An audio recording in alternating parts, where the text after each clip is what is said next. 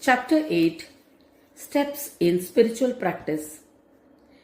Now, listen to the method of spiritual practice that has to be followed sequentially.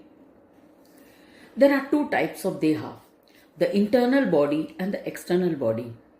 There are three states of the external body which are Adhyatma, the spiritual, Adibhut or the godly, and Adidaiva or the divine.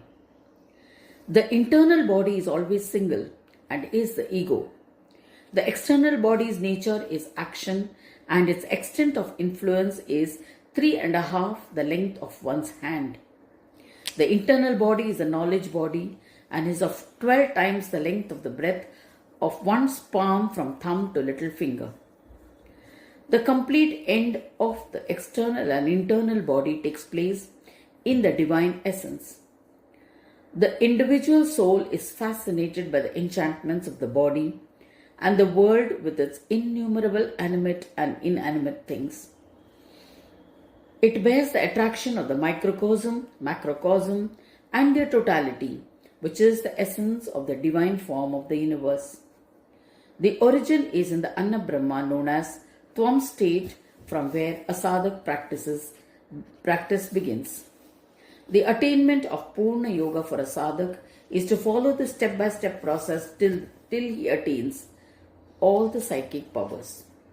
The unique instrument of the sadhak is the threefold deha, whose external body is controlled by self-restraint. The internal body is regulated by self-control, and the tendencies are controlled by the mental concentration. When these obstructions are given up, he reaches the state of Jagrat Brahma. When the Jagrat Brahma is absorbed into the other states such as dream, sleep and deep sleep that occur in one's internal subtle body through the practice of yoga, the sadhak progressively enters into deeper states of awareness. Then with determination and rigorous practice, when he gives up the tendencies of the mind through practice of self-control and self-restraint, he goes into the states of union with the divine during meditation. I am the Atman and beyond the 5 tendencies of the mind consciousness matter. In fact, I illuminate them, and therefore the Vedas have hailed me as Chintamani. My first incarnation as the illuminator of Karma Yoga was Chintamani. Similarly, I incarnated as the Lord of Jnana Yoga. As Chintamani, I was a glory in the attainment of Yoga of Enlightened Peace. I am the very embodiment of Poorna Yoga. My name Chintamani may be referred as my restricted aspect as well as my totality. The yogi who achieves psychic powers and attains me becomes Chintamani himself. This is indicated by the words Tamupaime Aham Adarat. I release him from both the types of meditative union and forever and always make him of my form. Sri Gajanana Prabhu then says, King Varenya, Nam Munchami Tamaham Mahamsana Tyajet, meaning I do not leave such a yogi at any time, and he too does not give me up. In short, there is no separate feeling of devotion to God, and the yogi who has actualized the state of being in Brahma is forever in the state of oneness. Even though many eons may pass, still there is no possibility of rebirth for him. He speaks about the characteristics of the Vinayaka Kalpa. Siddhi Vinayak attained with the absorption of causal matter in superconscious meditative union. Buddhi Vinayak attained with the experience of being in the incorporeal through supraconscious meditative union, and Vinayaka, the husband of Siddhi and Buddhi, whom one can experience as a bliss of joy through supraconscious meditative union, are the 3 incarnations of the Kalpa, resulting in the 3 types of illuminations. Similarly, my 4th incarnation is that of Shuddha Vinayaka, who is devoid of the influence of Maya. My play through the 4 incarnations goes on eternally till the dissolution of the Kalpa.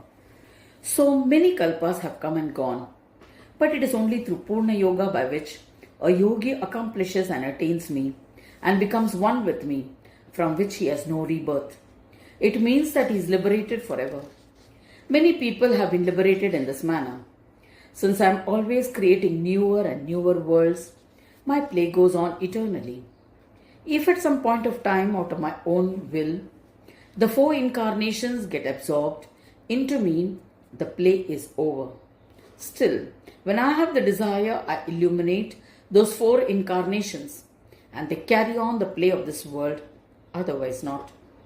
In this manner, the end of my four incarnations and their creation, again, which is my play that goes out of my own will, is known as kalpa till the time of its death. The yogi who has actualized being in the state of Brahma and has attained me does not get separated from me, even though several kalpas may come and go. This is the main significance which has to be kept in mind. Considering the method of play of Maya, many creations may be illuminated and they should be considered brand new. Since creation happens due to the desire for creation rising in me, that period of play is known as kalpa. Though several restricted kalpas have been determined, they are not the main ones. In the Ganesh Gita, we have discussed the entire process of actualizing the experience of being in the state of Brahma, indicated by the words Yogena Yo Mamupaiti, tackling it from all angles. This state of being of Brahma is beyond the highest point of all Vedantic doctrines. This has been proved undisputedly. So the significance of what King Varenya asked, Yoga me vaktumarhasi, and the reply given by Sri Gajanan Prabhu, beginning with Shiva Vishnuja, and the rest is indicative of Poorna Yoga with the words Samyak Yoga Mato Mama. Its explanation is concluded here. Here is a summary by Sri Gargya Maharshi from his commentary on the subject. In order to demonstrate the complete state of being in Brahma, the shloka began with the words Yogena. It means using the instrument of meditative union for experience of being in the state of Brahma. The second portion is non-differentiation, which is the experience of the upaya pratyay in meditative union. After giving up the superconscious meditative union, the supraconscious meditative union, which is restraining in nature, gets manifested. Here the state is always emancipative with a tendency for restraint. It is of two types, bhava pratyay and upaya pratyay. This is the fifth restraining tendency mentioned in the Patanjali Yoga Sutra. Firstly, after attainment of bhava pratyay in meditative union, a very rigorous practice of restraint leads to its resting. This is the upaya pratyay in meditative union. The state beyond obstruction is emancipative in nature and is known as non-differentiation. Since it is difficult to tell how a yogi achieves that state, it has to be understood as to have happened the way it did. This is all that can be said about it. Thus, with the attainment of the state beyond union and restraint, the yogi accomplishes the state of Poorna Yoga and attains me. Poorna Yoga has to be understood by following the Patanjali Yoga Sutras and the commentary written on it by Vyasa, and then the explanation will be understood. A mind devoid of the five tendencies is restraint, which itself is Poorna Yoga. This is achieved after the accomplishment of superconscious and supraconscious meditative union, and after attaining the siddhi that is beyond union and restraint. This is the significance of Ganesh Gita through its instruction. In the same way, the Vedopanishads demonstrate the stages of Balya, Panditya, Mauna, Amauna, Brahman, which are indicative of the stages for attainment of the state of Brahmanaspati. It demonstrates the yoga mentioned in Ganesh Gita. It is the yoga of non-differentiation which results in a state of enlightened peace called Poorna Yoga. The yogi who has accomplished this attains Brahmanaspati Ganesha, meaning oneness with me. I become attainable to him and I never leave him. Sukhe dukkhe tare dveshe श्रुतितोषे समस्तृषि आत्मसाम्येन भूतानि सर्वगम्मा च वेत्ति यः. Continuing this further, Shri Gajanan Prabhu says to King Varenya, how does a yogi who has attained the siddhi of Poorna Yoga live in this world? Meaning, how do the actions of his body go on as per the preordained destiny? What is the nature of his external and internal experiences? Listen to that now. Even though externally the behavior of the yogi is similar to an ordinary ignorant person, still people with subtler vision can notice and understand some distinct traits. Those sadhaks who imitate him find it very useful. Therefore, I shall tell you about them. Even though an accomplished yogi may go about his work with full consciousness of the body, still, unlike the ignorant jiva, he does not hold on to the body or feel that this body is mine. He acts as a conscious witness to everything. That is why he is liberated while living. He is equanimous in his outlook, irrespective of the joy or suffering that may come his way. Whatever may befall him, he carries on happily with his life. This body will get fruits according to previous karmas, and it has to necessarily undergo those experiences. Therefore, he is neither overjoyed on experiencing happiness, nor does he feel depressed for undergoing sorrows. In reality, the body has no relationship with those incidents at all. What is the need to entertain a positive or a negative attitude towards joys and sorrows that come our way in life?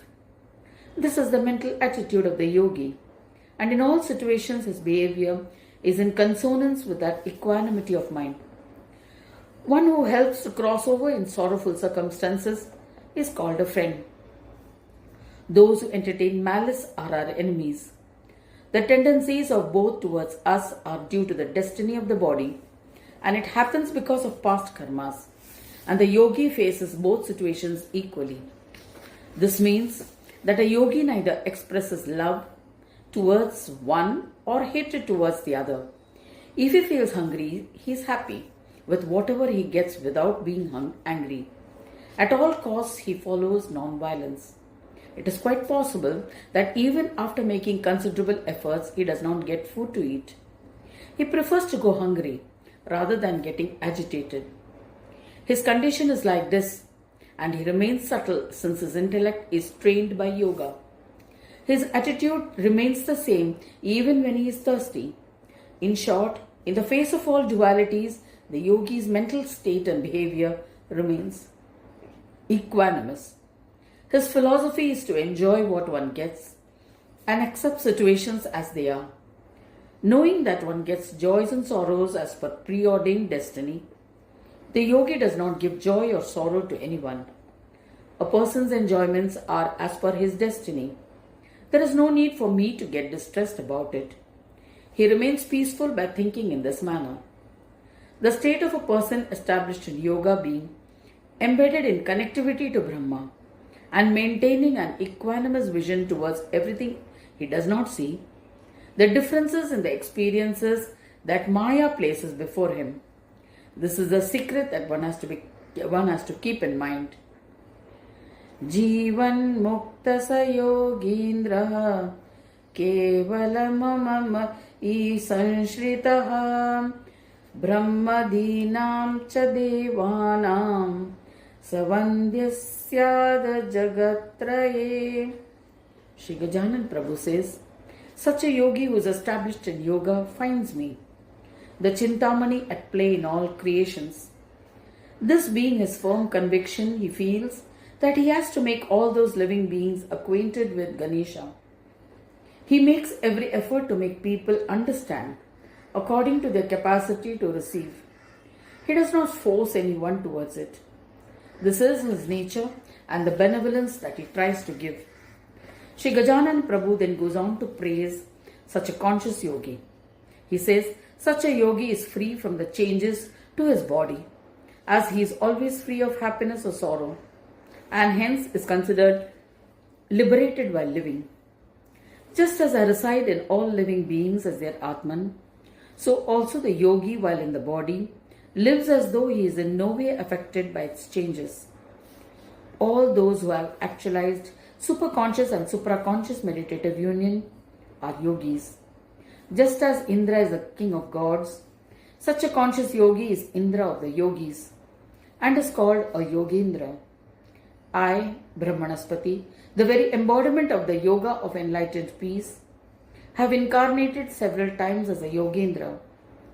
In each of those incarnations, different kinds of prowess has been glorified. The best of Yogendras hold on to Poorna Yoga, sacrificing all of them. The same thing is indicated in the main shloka. Kevalam Mayi Sanshritaha. There is no one other than Ganesha, who is the bearer of absolute peace and bestower of yoga of enlightened peace. The same is true of the best of Yogendras, and so he is worshipful to Brahma, Vishnu, and Shiva as well. Shri Gargya Maharshi writes, Shri Gajanana Prabhu says, King Varenya, listen.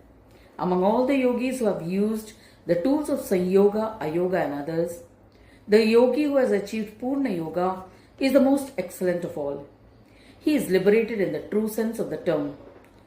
Even though man is seen with the body of a human being, but still, due to the impact of the psychic powers of Ganesh Yoga, he himself becomes a form of Ganesha.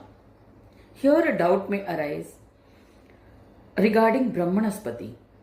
Through the actualization of yoga, this Yoga Siddhi Purush reduces all ignorance.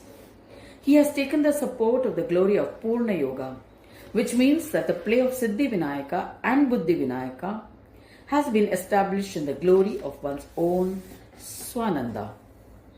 After giving up union and restraint, the yogi gets absorbed in me, the husband of Siddhi and Buddhi. That is the reason why he is worshipful in all the three worlds as the best of yogis. Brahma, Vishnu, Shiva, Shakti and Surya, the Parameshwar find him worshipful. Even though he has a human body, he who is in the form of Ganesha is always worshipful to all.